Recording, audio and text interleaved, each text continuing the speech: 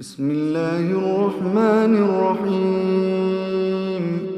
يا أيها الذين آمنوا لا تقدموا بين يدي الله ورسوله واتقوا الله إن الله سميع عليم. يا أيها الذين آمنوا لا ترفعوا أصواتكم فوق صوت النبي ولا تجهروا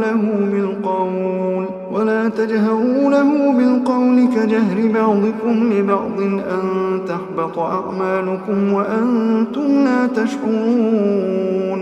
إن الذين يغضون أصواتهم عند رسول الله أولئك الذين امتحن الله قلوبهم للتقوى لهم مغفرة وأجر عظيم. إن الذين ينادونك من وراء الحجرات أكثرهم لا يعقلون. ولو أنهم صبروا حتى تخرج إليهم لكان خيرا لهم والله غفور رحيم. يا أيها الذين آمنوا إن جاءكم فاسق بنبأ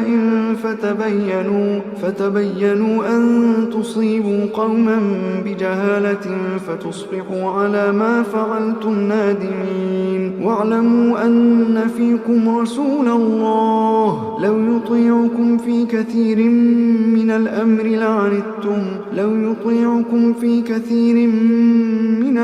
لعنتم ولكن الله حبب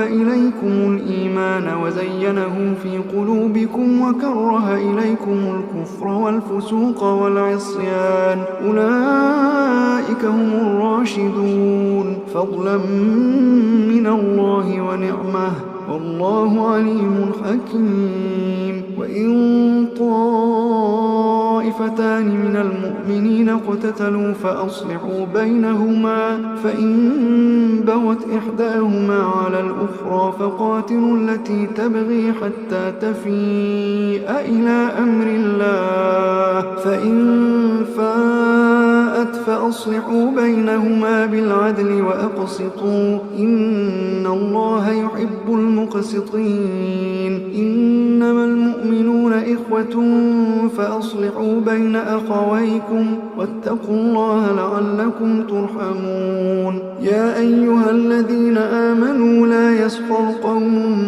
من قوم عسى أن يكونوا خيرا منهم ولا نساء من نساء عسى أن يكن خيرا منهن ولا تلمزوا أنفسكم ولا تنابزوا بالألقاب بئس الاسم الفسوق بعد الإيمان ومن لم يتب فأولئك هم الظالمون. يا أيها الذين آمنوا اجتنبوا كثيرا من الظن إن بعض الظن إثم ولا تجسسوا ولا يغتب بعضكم بعضا أيحب أحدكم أن يأكل لحم أخيه ميتا فكرهتموه واتقوا الله إن الله تواب رحيم. يا أيها الناس إنا خلقناكم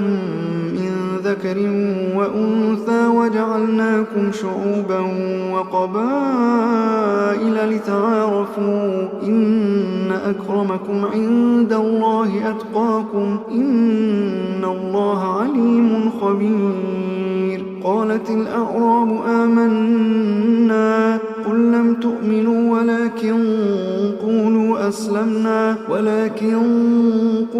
أسلمنا ولما يدخل الإيمان في قلوبكم وإن تطيعوا الله ورسوله لا يلتكم من أعمالكم شيئا إن الله غفور رحيم. إنما المؤمنون الذين آمنوا بالله ورسوله ثم